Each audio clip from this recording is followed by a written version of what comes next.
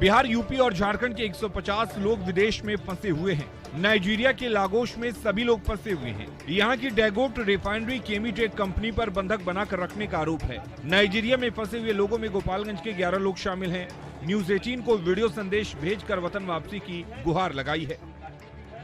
और हम सरकार से ये अनुरोध करते हैं कि सरकार हमें इस बात को गौर करे और सुनवाई करे, ताकि हम लोग का पैसे भी मिल जाए और हम आप लोग अच्छे से सभी आदमी हम लोग अपने घर पहुंच जाए। हम लोग 150 आदमी यहाँ पे अवेलेबल है। आरोप है कि यहाँ कंपनी की ओर से पिछले 9 महीने से वेतन नहीं दिया जा रहा है। कंपनी ने इन मजदूरों का पासपोर्ट भी जब्त कर रखा है, जिससे चाहकर भी इंडिया वापस नहीं लौट पा रहे हैं।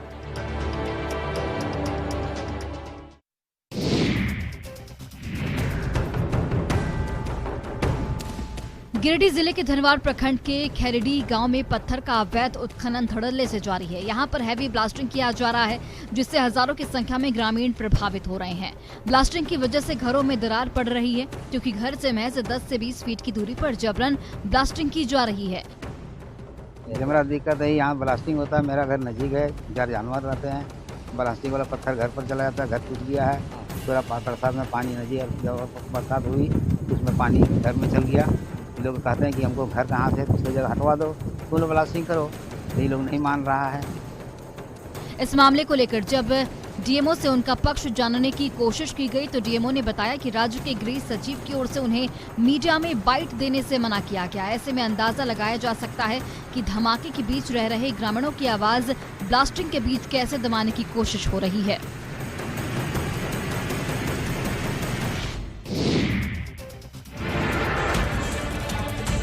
एजुकेशन सिस्टम को दुरुस्त करने के लिए सरकार लगातार काम कर रही है, लेकिन सिस्टम को लागू करने वाले ही इसे ध्वस्त करने में लगे हैं।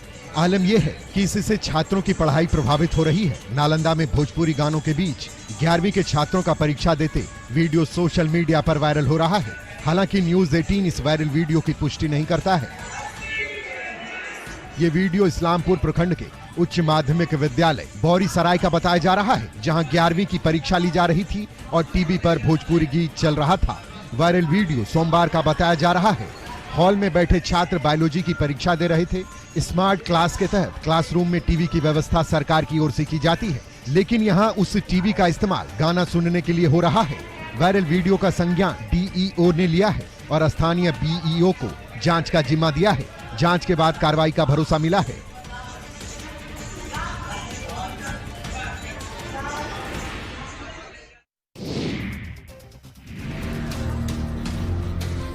गोपालगंज में क्रिकेट खेलने को लेकर हुए विवाद में मां बेटा को चाकू मारकर गंभीर रूप से जख्मी कर दिया गया। घटना कुचायकोट थाना क्षेत्र के रामपुर माधु गांव की है। जख्मी मां बेटे को इलाज के लिए सदर अस्पताल के इमरजेंसी वार्ड में भर्ती कराया गया है, जहां महिला की हालत गंभीर बताते हुए डॉक्टरों ने बेहतर इलाज के लिए मेडिकल कॉलेज गोरखपुर रेफर किया है। क्रिकेट खेल रहे तो वहाँ पे वो गाली हमको दे दिया। उसी पे हम जाने पूछे तो हमको पता के चाकू से मारने लगा। वहाँ पे मम्मी हमारे छोड़े जो घर में खींच के ले जाके चाकू से मारने लगा। विशाल कुशवाहा, संतू कुशवाहा, सुजीत कुशवाहा, सब गाँव के लोग हैं। हाँ, ये तीनों लोग मारे।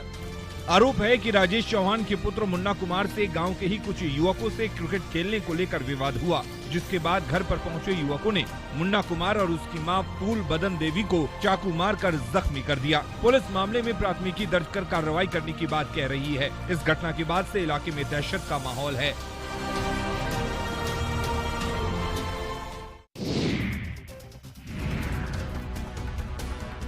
रामगढ़ में पतरातू 4 लेन पर भदानी नगर ओपी क्षेत्र के महुआ टोला में तेज रफ्तार कोयला लदा हाईवा सड़क किनारे एक घर में जा घुसा।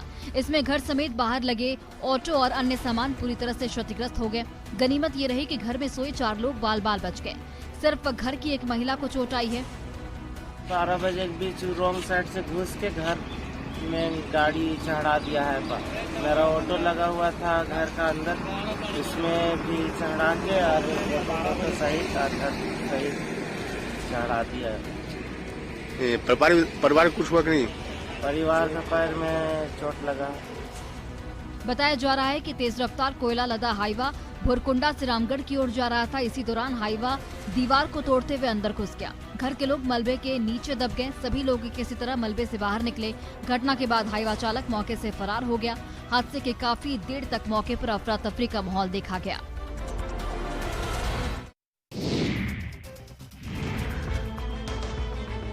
सिवान शहर में आए दिन लोग जाम की समस्या से जूझ रहे हैं।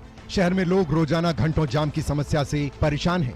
एक तरफ जहां चिलचिलाती धूप तो दूसरी तरफ शहर में जाम लोगों का जीना मुहाल कर दिया है। आलम यह है कि सिवान शहर में निकलने से पहले लोग कई बार सोच रहे हैं। जनप्रतिनिधि इसका मुख्य कारण शहर में पार्किंग का न होना, सड़क के अगल बगल में अवैध तरीके से वाहन को पार्क कर देना और शहर में भारी वाहनों के एंट्री पर रोक नहीं लगाने को मानते हैं।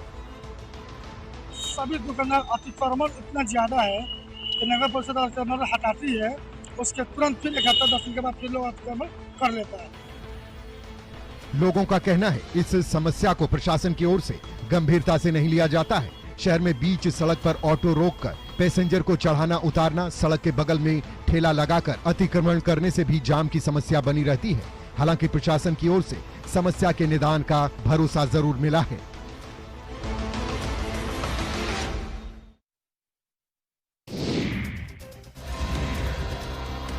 गोपालगंज में 2 बाइकों की टक्कर में 4 लोग गंभीर रूप से जख्मी हो गए। घटना बैकुंठपुर थाना क्षेत्र के धर्मबारी पुल के पास की है। पुलिस ने सभी जख्मी लोगों को इलाज के लिए सदर अस्पताल में भर्ती कराया है, जहां हीरालाल देवी की हालत गंभीर बताते हुए डॉक्टरों ने बेहतर इलाज के लिए गोरखपुर रेफर कर दिया है। ये दोनों ड्रिंक करके गाड़ी बहुत तेज चला रहे थे। एक मतलब 4 आदमी, 2 बंदे 4 आदमी को घायल कर दिया है पूरा सीरियस से। धर्मबारी मोड़ से लोग जा रहे थे इलाज कराकर।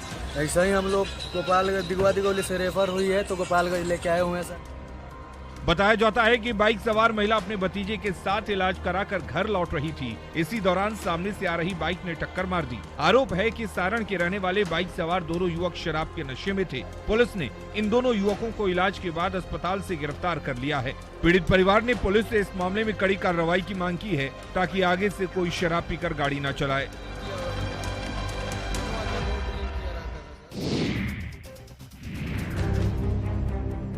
पलामू में एक तरफ लोग भीषण गर्मी से परेशान हैं, वहीं दूसरी ओर बिजली की लचर व्यवस्था से लोग त्राहिमाम कर रहे हैं। घंटों बिजली कट रहने की वजह से इस भीषण गर्मी में लोगों का जीना मुहाल हो चुका है।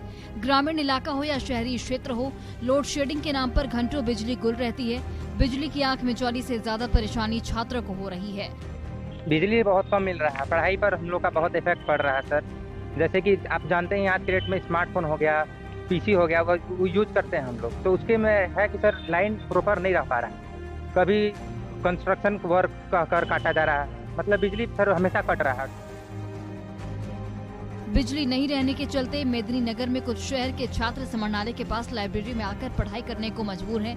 बिजली की समस्या से जूझ रहे छात्रों का कहना है कि आने जाने में समय की बर्बादी तो होती ही है, साथ ही तेज धूप में आने से बीमारी होने का खतरा भी बना रहता है।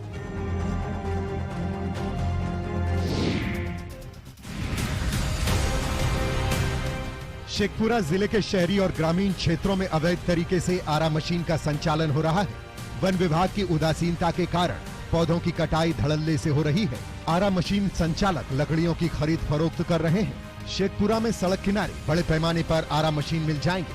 हैरानी की बात यह है कि मशीन के लिए किसी के पास कोई लाइसेंस नहीं है। सिर्फ शहरों के अंदर नहीं, गांवों के अंदर भी जहां कदा जहां तहां वो आरा मशीन चोरा नुका करके कहीं खुले में खुला बड़े पैमाने पर चलाया जा रहा है।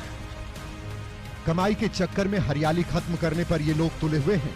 मशीन संचालक तो अपनी जेब भर रहे हैं, लेकिन राज्य सरकार को राजस्व का काफी नुकसान हो रहा है। शेखपुरा जिला वन अधिकारी जमुई में रहते हैं। एक रेंजर को शेखपुरा में निगरानी के लिए प्रतिनियुक्त किया गया है। ऐसे में पेड़ों की सुरक्षा राम भरोसे है, ये कह सकते हैं।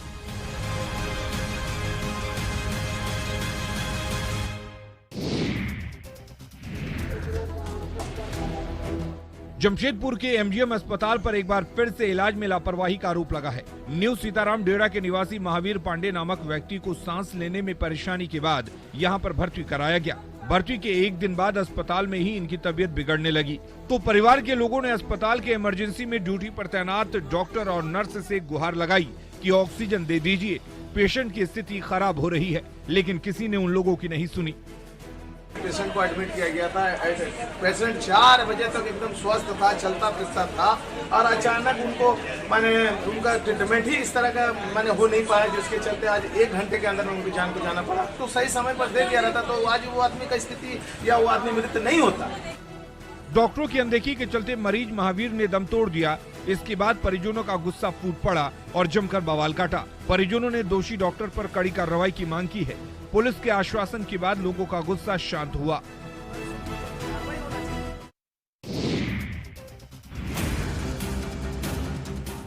लखीसराय में अपराधियों का गढ़ कहे जाने वाले पिपरिया दियारा इलाके में संचालित पिपरिया थाना को 65 साल बाद भी अपना भवन नसीब नहीं हुआ है। पिपरिया थाना वर्षों से पंचायत भवन में संचालित हो रहा है। थाना भवन जर्जर रहने के कारण पुलिसकर्मियों को भी परेशानी हो रही है। वर्तमान में वो थाना पंचायत भवन में चल रहा है, लेकिन पिपरिया थाना के निर्माण हेतु भूमि चिन्हित हो चुकी है और वो प्रक्रियाधीन है। पिपरिया थाना दियारा इलाके का क्षेत्र है। इस थाने पर बड़ी आबादी की सुरक्षा की जिम्मेदारी है, लेकिन इस थाने में ना तो हाजत और ना ही मालखाना है। पुलिसकर्मी भी थाने के एक कमरे में रहते हैं। वरीय अधिकारी जल्द ही भवन देने की बात कह रहे हैं, लेकिन ये तभी संभव होगा जब तेजी से काम हो, क्योंकि ये तो सब जानते हैं कि सरकारी फाइल एक टेबल से दूसरे टेबल पर जाने में महीनों से साल तक का समय ले लेता है।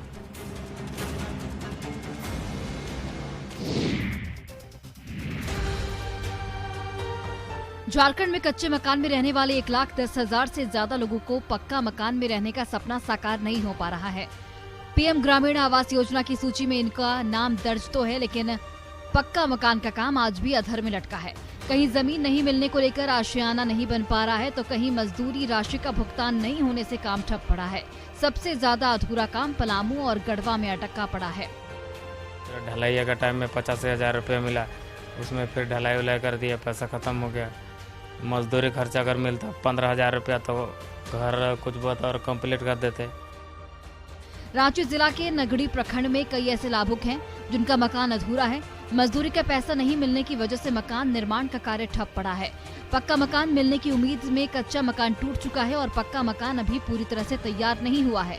कई लाभुकों को अपनी बैल भी बेचनी पड़ी, फिर भी मकान अधूरा पड़ा है।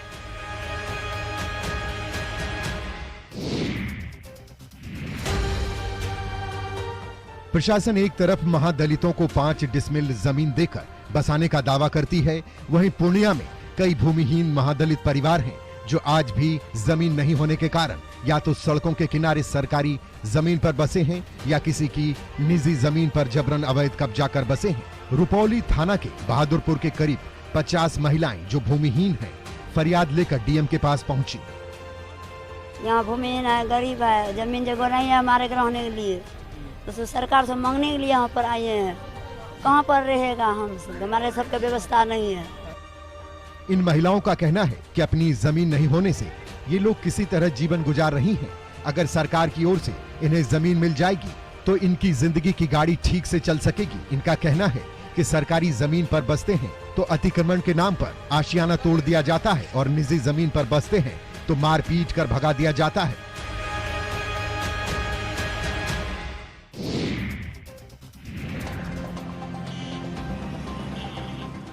रांची में वर्तमान समय में ट्रैफिक जाम की समस्या काफी ज्यादा रहती है। इसको लेकर जिला प्रशासन और परिवहन विभाग गंभीर है।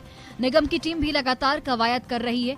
ऐसा ही एक पहल अब जल्द ही शुरू होने जा रही है। अब व्यस्त सड़कों पर लिमिटेड स्कूल बस स्टॉपेज होंगे ताकि ट्रैफिक जाम की समस्या कम हो।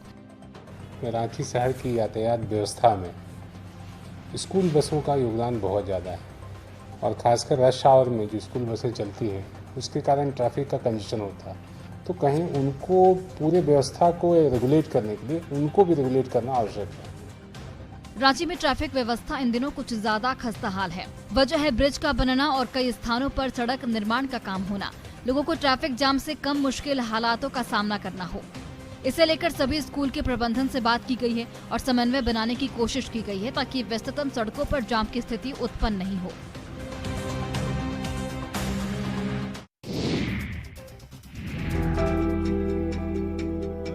गया में बीकोपुर पंचायत की मुखिया मेरे अंगेज खानम इन दिनों सुर्खियों में है। चर्चा में होने की वजह यह है कि ये सिर्फ अपने पंचायत के विकास और लोगों का ही फिक्र नहीं रखती, बल्कि पंचायत के पशुओं का भी ख्याल रखती हैं। इस भरी गर्मी में जंगली इलाकों में ये जेसीबी से गड्ढा खुदवाती हैं और उसमें पानी स्टोर करती हैं ताकि पशु पक्षी यहाँ आकर अपनी प्यास बुझा सकें। देखिए, ये हर वर्ष मेरा रूटीन वर्क है।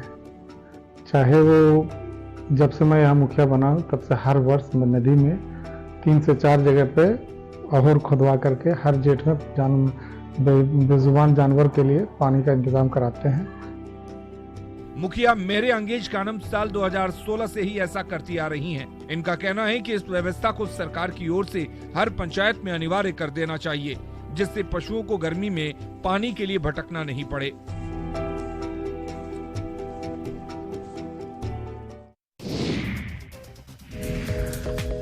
नमामि गंगे कार्यक्रम के तहत बोकारो में गंगा मैराथन का आयोजन किया गया, जिसमें अधिकारी, स्कूली बच्चे, सीआरपीएफ सहित आम लोगों ने दौड़ लगाई। इसका आयोजन जिला गंगा कमेटी की ओर से की गई। गंगा मैराथन की शुरुआत बोकारो हवाई अड्डे से की गई, जो सिटी पार्क मैदान पहुंचकर खत्म हुआ। जिले की जो गंगा समिति उसके तत्वाधान में एक मैराथन दौड़ का ऑर्गेनाइज किया गया। इससे हम लोग सोसाइटी में ये मैसेज देना चाहते हैं कि हमारे जितने भी जलाशय हैं, चाहे नदियां हैं, चाहे तालाब हैं, चाहे डैम्स हैं, तो उसको हमें स्वच्छ रखना बहुत जरूरी है। इस गंगा मैराथन का नेतृत्व कर रहे चास एसडीएम दिलीप प्रताप सिंह शेखावत ने कहा कि गंगा मैराथन का उद्देश्य तालाब, नदी, जलाशयों को स्वच्छ रखना है, क्योंकि ये सीधे हमारे स्वास्थ्य से जुड़ा मामला है। अगर नदी, तालाब, जलाशयों को स्वच्छ नहीं रखेंगे तो इससे पर्यावरण को भी नुकसान होगा और हमारे हेल्थ पर भी इसका असर पड़ेगा।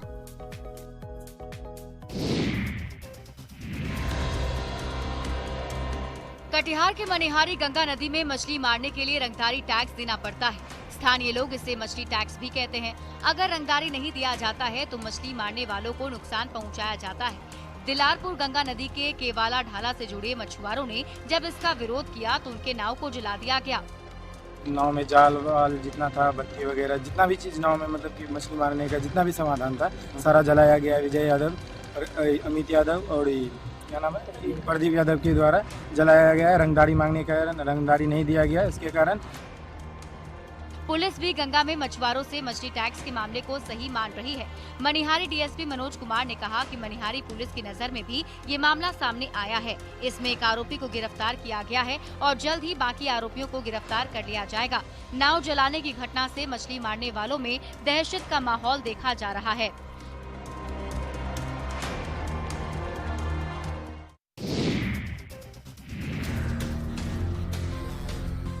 सहरसा में स्वास्थ्य विभाग की लचर व्यवस्था से लोग परेशान हैं। मिशन 60 के तहत जिला मुख्यालय में तो स्वास्थ्य व्यवस्था में कुछ सुधार हुआ है, लेकिन ग्रामीण इलाकों की अगर बात करें तो हजारों लोगों की बेहतर स्वास्थ्य व्यवस्था के लिए इटहरी प्रखंड के सुगमा गांव में उप स्वास्थ्य केंद्र 25 वर्ष पहले खोला गया, लेकिन खुलने के कुछ दिन बाद से ही ये केंद्र खुद बीमार हो गया। ये केंद्र अब जंगली जानवरों का अड्डा बन गया है और ग्रामीण जलावन और उपला रखने और ठोकने में इसका इस्तेमाल कर रहे हैं। यहाँ का स्थिति जो है बद से बदतर है, कोई देखने वाला नहीं है। हॉस्पिटल तो चालू है लेकिन पेपर वर्क में है। यहाँ पे एक एएनएम और एक डॉक्टर हैं, जिसका पेमेंट भी वो ले रहे हैं और पेपर वर्क पे उनकी हाजिरी भी बन रही है। हैरानी की बात यह है कि कोई भी जिम्मेदार अधिकारी इतने सालों में इस केंद्र की सुध लेना मुनासिब नहीं समझा। आज भी यहाँ के लोगों को बेहतर इलाज के लिए भटकना पड़ता है।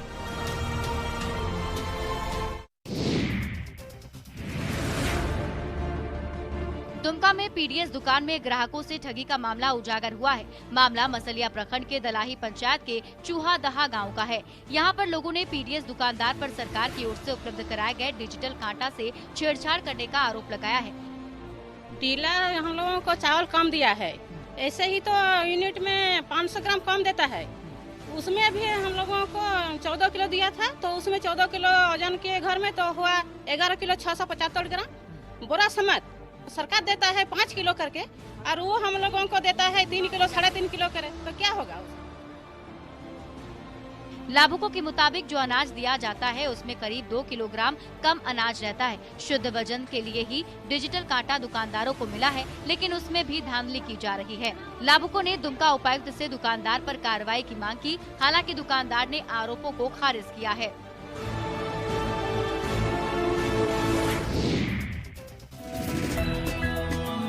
पर्यटकों को रामगढ़ का पतरातू लेक रिजॉर्ट की खूबसूरती खूब भा रही है। बड़ी संख्या में बिहार और दूसरे राज्यों के पर्यटक पतरातू लेक रिजॉर्ट की सुंदरता का दीदार करने पहुंच रहे हैं। यहाँ पर स्पीड बोट, नौका विहार, घुड़सवारी की पूरी व्यवस्था है। बहुत अच्छा लगा। पहली बार आई हैं? हाँ, पहली बार आए हैं। तो बोटिंग कर ली? नहीं की है, अभी करेंगे। तो यहाँ खूबसूरती यहाँ का अच्छा लगा? हाँ, कैमरे में अच्छा कैद किया आपने? हाँ किए। कहाँ से आप हैं? मुंगेर से। मुंगेर बिहार से है? हाँ, मुंगेर बिहार से। तो बिहार के लोगों को पतरातू लेक के बारे में पता था? हाँ, पता है। चिल्ड्रन पार्क में बच्चों के संग खूब मस्ती का इंतजाम है। पर्यटकों के आने से स्थानीय लोगों की आमदनी भी बढ़ गई है, रोजगार के अवसर भी मिल रहे हैं और सबसे बड़ी बात कि राजस्व में भी इजाफा हो रहा है। यहाँ पर आकर आप प्राकृतिक और कृत्रिम व्यवस्था का आनंद उठा सकते हैं। पूरा का पूरा पतरातू ऐसा लगता है जैसे प्रकृति की सबसे अच्छी तस्वीर यहीं दिखती है।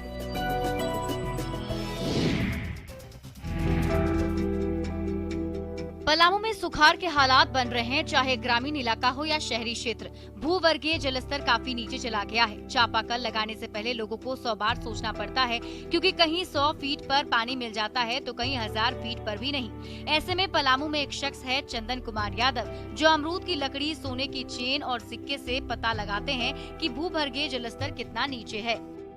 ये एक ऊर्जा गति है, साइंटिफिक रीजन, जो हमारे धरती से हमारे शरीर का अर्थ लेता है, जो कि बताता है कुछ कि हाँ यहाँ पर पानी है। हृदय गति से, धड़कन गति से मूव करता है लकड़ी। पानी का सतह 3 तरह का होता है, तो जो 3 तरह का लेयर का पानी रहता है उसी में मिल जाता है लोगों को, पब्लिक को पानी। अभी तो बहुत ही ड्राई हो गया, बहुत नीचे चला गया है। ये इस विधि से आसानी से बता देते हैं कि कितना फीट पर बोरिंग कराने से पानी निकलेगा। इसे पारंपरिक विधि कहें या साइंटिफिक, लेकिन इस विधि को ज्यादातर लोग सच मान रहे हैं और लोग उसकी तारीफ भी कर रहे हैं।